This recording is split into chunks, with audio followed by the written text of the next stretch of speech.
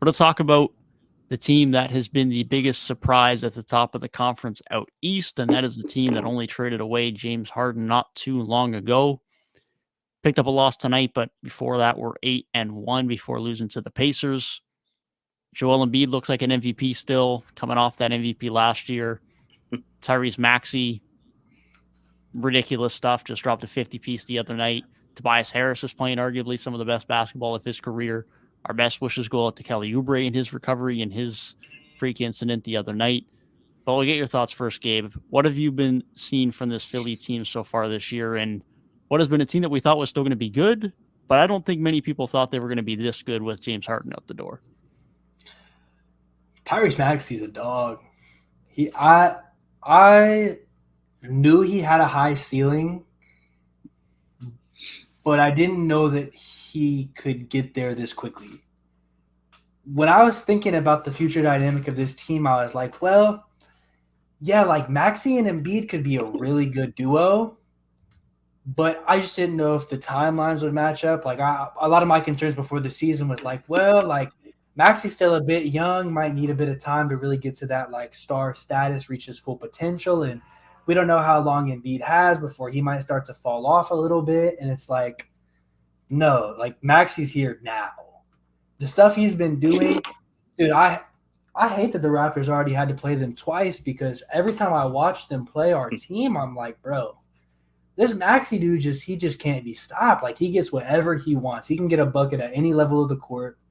He does what we predicted him to do and added in another new element to his game. From year 1 to year 2 was the shooting, and from year 2 to year 3, it's a lot more playmaking. And all of a sudden, they don't even need James Harden and Embiid. I mean, I don't know why. Like, I feel like a lot of people expected a bit of a fall off, but it wasn't. It hasn't really been there. Like he's still putting up that production that he did as the MVP last year. He's still been that top 5 caliber guy, and just running behind that engine, that offense is gonna go. Like they're gonna have enough with their supporting pieces. From like I think just tonight, Melton had a big game for them, and we know what he can do consistently off the bench.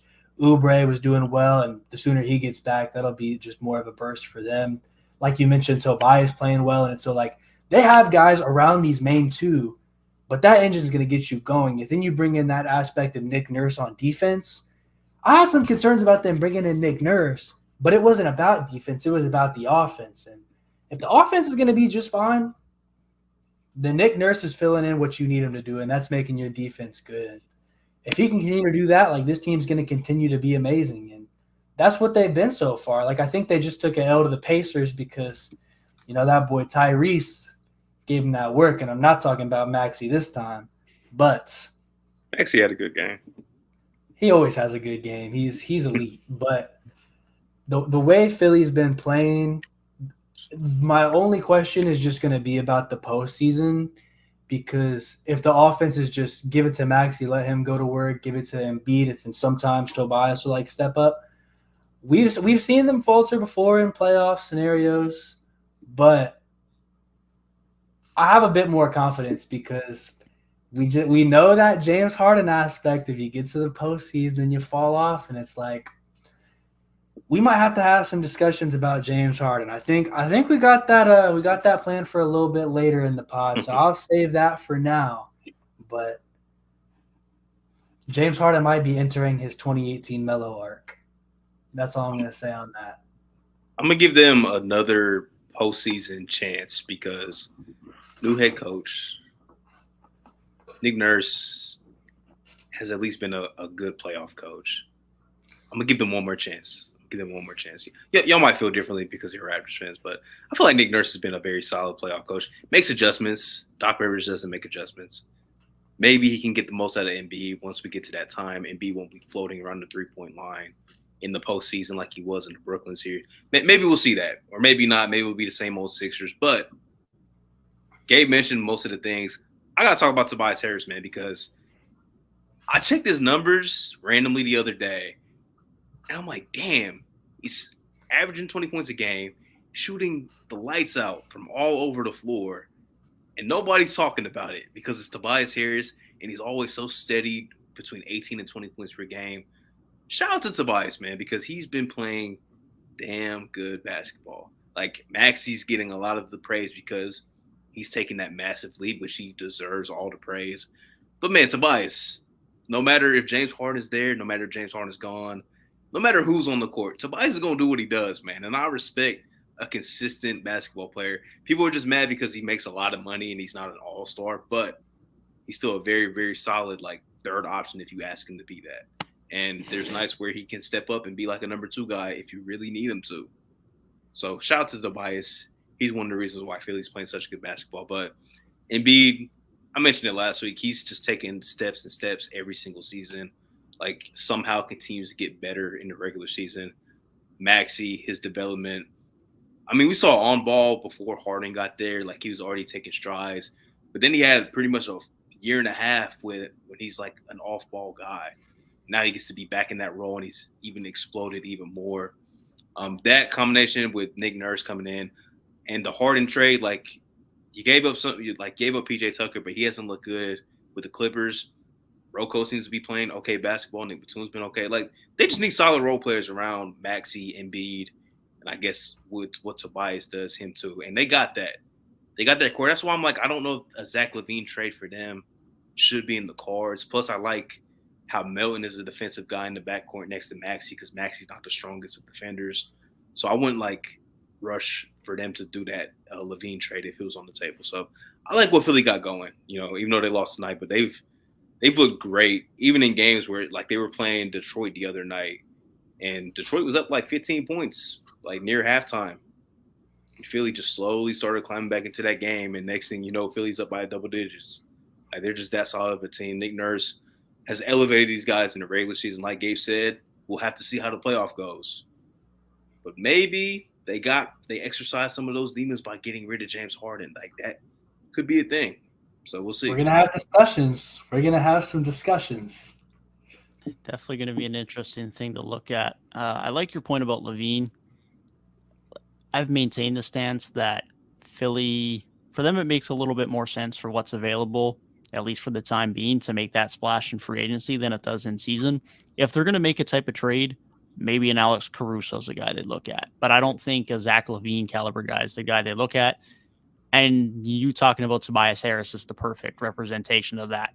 He's been brilliant this year, and he's just finally getting to be a third option again. Not that he's bad as a fourth option, but he can be a third option. He's a solid defender, but now he's actually getting to do more than just I'm sitting in the corner and shooting threes. He's taking advantage of mismatches. He's getting some post-ups. He's getting downhill and really taking advantage of smaller wings that are defending him. He just looks like he's a much more complete player than he's been the last couple of years, simply because he's getting that opportunity again. And because of that and that efficiency he's had this year, it's arguably the best year of his career, assuming Philly continue to play as well as they have. So love what I'm seeing from that. I don't think LaVine is necessary here, as well as Maxey's been shooting and playmaking, as well as Embiid's continued to play. His playmaking and passing out of double teams just continues to look better year on year, and this year's no different. I love what they have from their core guys. The biggest thing will then be what do they get from their bench? We talked about Anthony Melton. He had a really good night tonight. Hopefully that continues because the shot has been a bit of a rough patch for him so far to start the year, but he's got enough of a proven track record at this point that I'm not too worried about his shot. Hopefully Kelly Oubre is back for them at some point and he can continue to produce, but what is their bench outside of that? Like we talked about Batum, we talked about Covington. Does Daniel House start to produce? Does Springer start to produce? They need a guy or two there that it just hasn't really happened yet. They got a few pieces. Someone will probably step up. Maybe Batum gets the shot back a little bit more. Maybe Covington solidifies himself. Maybe Paul Reed continues to be a good enough backup big for them. But they just need a guy or two there outside of a Melton, outside of a Kelly Oubre when he's back in a few months' time. They need a guy or two to step up. But the Maxey, Embiid, Tobias Harris trio is great. The Nick Nurse addition so far has been great. And like you were talking about earlier, Reek, proven playoff head coach.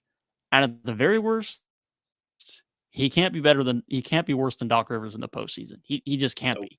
There's no way they go into a postseason with Nick Nurse and it's any worse than what they had with Doc.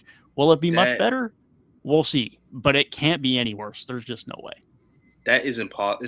It's impossible to be worse than what Doc Rivers was in Philadelphia in the postseason. Like it's just not going to happen. Like it's already an upgrade. You can't get worse. But Yeah, Tobias, man, like really, like when I looked at his numbers, I'm like, is this real? Like, is this a typo? Because I think he was shooting like 60% from the field or something. Something Yeah, he's at insane, bro. 56.5 right now. Yeah, so yeah, like you said, Milton, it's been a struggle, big game tonight. Hopefully that continues for him because he had a stretch last season where he started off like early on in like November. He was shooting the ball really well. So hopefully he can get, if he gets back to form, we'll see what like you said, who comes off that bench and really performs. I'm gonna continue to push the Jaden Springer agenda. I think there's something there. He just needs that opportunity to consistently play, produce something. But they got time. They got some assets if they want to. Even if it's not that splash move, maybe they go and get somebody that can come off the bench. Maybe they go get a Caruso or somebody. Like they got the assets to do so now. So they're a dangerous team in the Eastern Conference. Like everybody, us included, Boston, Milwaukee, Philly's still there on that level, man. Still right there. Yeah, that Nick Nurse recipe to success, I think, when it comes to the postseason, like when we saw him win a championship, a lot of what he was doing was on that defensive side of the ball. I think the most famous one is them literally playing a box and one on Steph Curry, and I think it was like game 2 or game 3. Like that's the type of stuff he'll do. But then on the offensive end, like that was really powered by an offensive hub and Kawhi Leonard with the playmaking of Lowry and just the amount of talent they had there. And if that becomes this time, just the offensive hub that is going to be Joel Embiid and all the opportunities he's going to create for other guys just by being himself and attracting so much attention down low, mixed with the abilities of Tyrese Maxey on the perimeter. I mean, it fits into what's worked for Nick Nurse before. So it's like I see no reason beyond Philadelphia in name why it should be a concern. It's just what we've seen from Philadelphia of like, oh, Embiid's banged up and Tobias wants to just chill on his 16 points per game and this and that and different agendas and narratives. But just like on paper, there's not really a lot of reasons to doubt them and what they have right now.